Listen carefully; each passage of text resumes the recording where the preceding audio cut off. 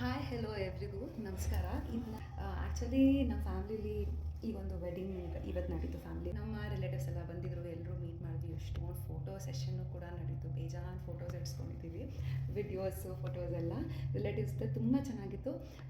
ಆಮೇಲೆ ಒಂಥರ family wedding ಅಂದ್ರೆ ವಿಲ್ ಬಿ ವೇಟಿಂಗ್ ಲಿಟ್ರಲಿ. ಆಮೇಲೆ ವೆಡ್ಡಿಂಗ್ ಬಗ್ಗೆ ಇನ್ನೊಂದು ಹೇಳ್ಬೇಕಂದ್ರೆ ಫಸ್ಟ್ ಆಫ್ ಆಲ್ ಸೂಪರ್ ಅಂದರೆ ಊಟ. ಸೊ ವೆಡ್ಡಿಂಗಲ್ಲಿ ಊಟ ಆಯಿತಾ. ಸೊ ಎಷ್ಟೋ ಸತಿ ಏನಾಗುತ್ತೆ, ಮದುವೆಗೆ ಹೋಗಿ ಒಂದ್ಸತಿ ಮದುವೆ ಊಟ ತಿನ್ನಬೇಕು ಅಂತ ಅನಿಸ್ತಾ ಇರುತ್ತೆ, ಆ ಥರನೂ ಆಗೋಗುತ್ತೆ. ಸೊ ಊಟ, ಡ್ರೆಸ್, ಅಟೈರ್ಸ್ ಎಲ್ರದೂ, ಮತ್ತು ಜನಗಳನ್ನ ಮೀಟ್ ಮಾಡೋದು, ನಮ್ಮ ಫ್ಯಾಮಿಲಿ ಮೆಂಬರ್ಸ್ ಸಿಗ್ತಾರೆ, ಫ್ರೆಂಡ್ಸ್ ಸಿಗ್ತಾರೆ. ಸೊ ತುಂಬ ಖುಷಿಯಾಯಿತು ಮದುವೆಗೆ ಹೋದಾಗ. ಬಟ್ ಮದುವೆನ ಅಟೆಂಡ್ ಮಾಡುವಾಗ ಅಲ್ಲೆಲ್ಲ ನೋಡಿದಾಗ ನನ್ನ ತಲೆಯಲ್ಲಿ ಒಂದು ಚಿಕ್ಕ ಥಾಟ್ ಬಂತು. ಓಕೆ, ಸೊ ಅದ್ರ ಬಗ್ಗೆನೇ ನಾನಿವತ್ತು ವಿಡಿಯೋಲಿ ನಾನು ಮಾತಾಡ್ತಾ ಇರೋದು. ಏನಂದರೆ ವೆಡ್ಡಿಂಗ್ ಈಗ ನಡೆಯುವಾಗ ಎಷ್ಟೊಂದು ಪ್ರಿಪ್ರೇಷನ್ಸ್ ನಡೆದಿರುತ್ತೆ. ಲೈಕ್ ಎಲ್ಲರೂ ಲೈಕ್ ಗಂಡು ಹೆಣ್ಣಿನ ತಂದೆ ತಾಯಿ ಆಗಲಿ, ಆ್ಯಂಡ್ ದೆನ್ ಹುಡುಗ ಹುಡುಗಿ ಎಲ್ಲ ಎಷ್ಟು ಪ್ರಿಪ್ರೇಷನ್ಸ್ ಮಾಡಿರ್ತಾರೆ. ಇವಾಗ ಎಂಗೇಜ್ಮೆಂಟ್ ಆದಾಗಿಂದ ಏನಾಗುತ್ತೆ, ಈಗ ಎಂಗೇಜ್ಮೆಂಟ್ ಒಂದು ಪ್ರೋಗ್ರಾಮ್ ನಡೆಯುತ್ತೆ, ಅದಾದಮೇಲೆ ಮದುವೆದು ಟೈಮ್ ಫಿಕ್ಸ್ ಮಾಡ್ತಾರೆ, ಆಮೇಲೆ ಇನ್ವಿಟೇಷನ್ ಮಾಡಿಸ್ತಾರೆ, ಆಮೇಲೆ ಗೆಸ್ಟ್ಗಳ್ದು ಲಿಸ್ಟ್ ಹಾಕ್ಕೊಡ್ತಾರೆ, ಗೆಸ್ಟ್ಗಳ್ಗೆಲ್ಲ ಇನ್ವಿಟೇಷನ್ಸ್ನ ಹಂಚ್ತಾರೆ. ಅದಕ್ಕೂ ಮುಂಚೆ ವೆನ್ಯೂ ಇಂಪಾರ್ಟೆಂಟ್. ಯಾವ ಹಾಲಲ್ಲಿ ಮದುವೆ ಮಾಡಬೇಕು, ಆಮೇಲೆ ಮೆನ್ಯೂ ಏನು. ಸೊ ಈ ಥರ ಎಷ್ಟೊಂದು ಪ್ಲಾನಿಂಗ್ಸ್ಗಳು ನಡೆದಿರುತ್ತೆ, ಎಷ್ಟೊಂದು ಪ್ರಿಪ್ರೇಷನ್ಸ್ ನಡೆದಿರುತ್ತೆ.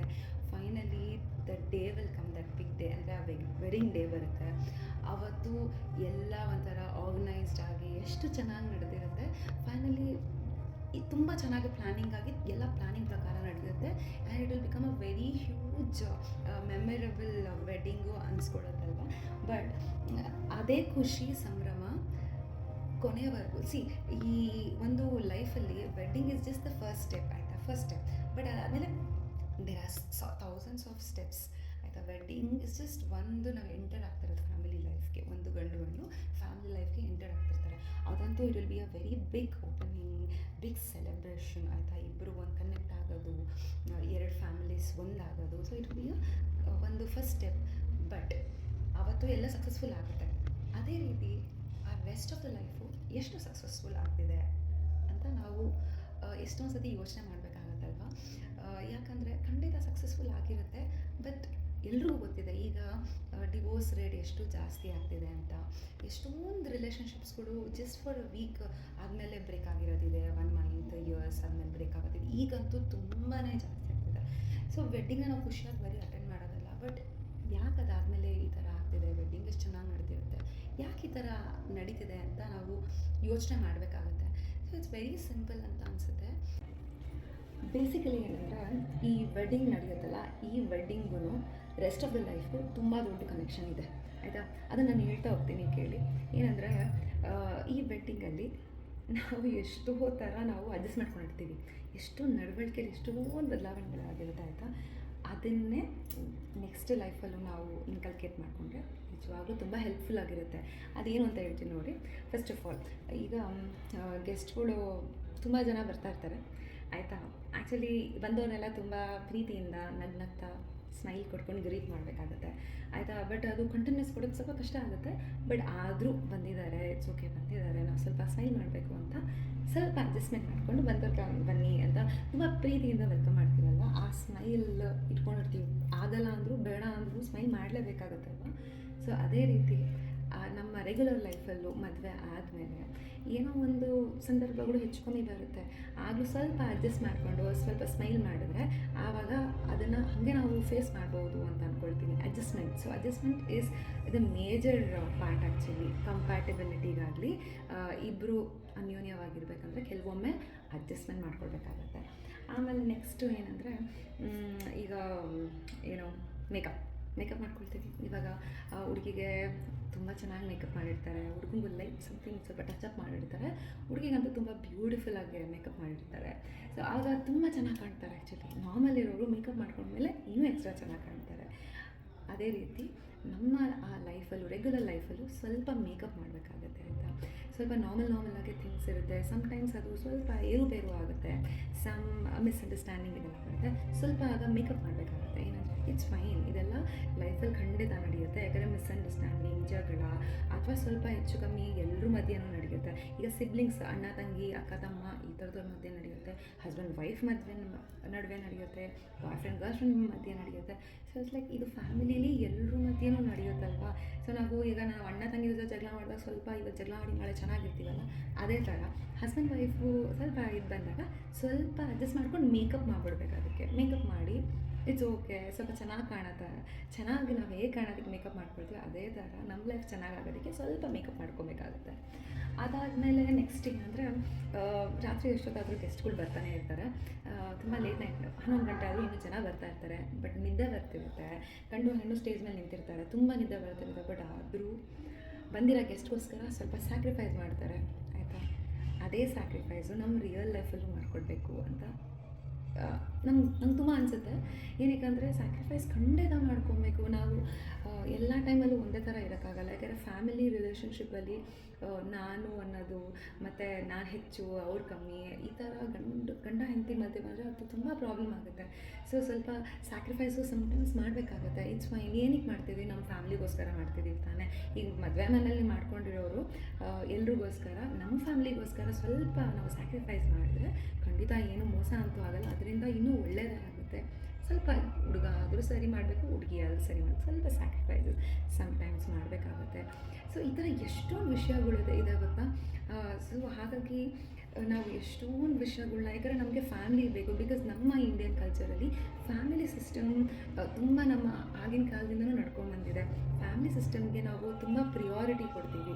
ಫ್ಯಾಮಿಲಿ ಬಾಂಡಿಂಗ್, ಫ್ಯಾಮಿಲಿ ಅನ್ನೋದೇ ನಮಗೆ ತುಂಬ ಇಂಪಾರ್ಟೆಂಟ್. ನೋಡಿ, ನೀವು ಎಲ್ಲ ಇಡೀ ಊರು ಸುತ್ಕೊಂಡ್ಬರ್ಬೋದು, ಇಡೀ ದೇಶ ಬರ್ಬೋದು, but at the end of the day ನೀವು ಮನೆಗೆ ಬಂದಾಗ ನಮ್ಮ ಫ್ಯಾಮಿಲಿ ಜೊತೆ ಇದ್ದಾಗ ನಮ್ಗೆ ಎಷ್ಟು ಖುಷಿ ಆಗುತ್ತಲ್ವ. ಆ ಒಂದು ಕಂಟೆಂಟ್ ಫೀಲಿಂಗ್ ಇನ್ನೆಲ್ಲೂ ಸಿಗೋದಿಲ್ಲ.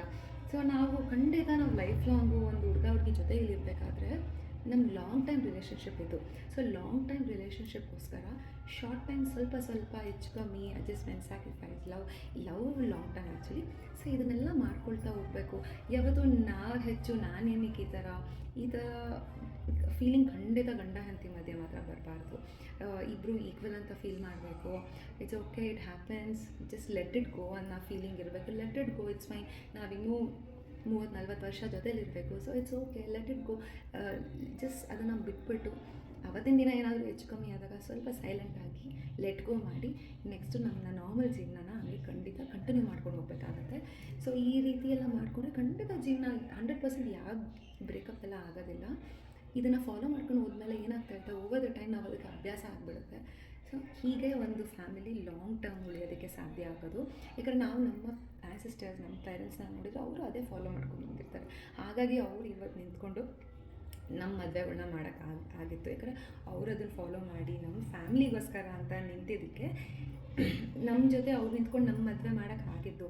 ಸೊ ಅದೇ ರೀತಿ ನಾವು ನೆಕ್ಸ್ಟ್ ಅದನ್ನೇ ಫಾಲೋ ಮಾಡಬೇಕು. ಆಬ್ವಿಯಸ್ಲಿ ಈಗಿನ ಕಾಲದಲ್ಲಿ ಏನಾಗ್ತದೆ, 1 ಮಗು 2 ಮಗು, ಸೊ ಫುಲ್ ಪ್ಯಾಂಪರ್ಡಾಗಿ ಬೆಳೆಸ್ಬಿಟ್ಟಿರ್ತಾರೆ. ಸೊ ಅವ್ರಿಗೆ ಯಾವುದೇ ಅಡ್ಜಸ್ಟ್ಮೆಂಟ್ಸು ಈ ಥರದ್ದೆಲ್ಲ ಅಷ್ಟು ಇದು ಮಾಡ್ಕೊಂಡಿರಲ್ಲ. ಫುಲ್ ಅವ್ರಿಗೆ ಏನು ಬೇಕೋ ಅದೆಲ್ಲ ಕೊಡಿಸಿ ಕಷ್ಟ ಅನ್ನೋದೇ ತೋರಿಸಿರಲ್ಲ, ಇದ್ರೂ ತೋರಿಸಿರೋದಿಲ್ಲ ತಂದೆ ತಾಯಿ.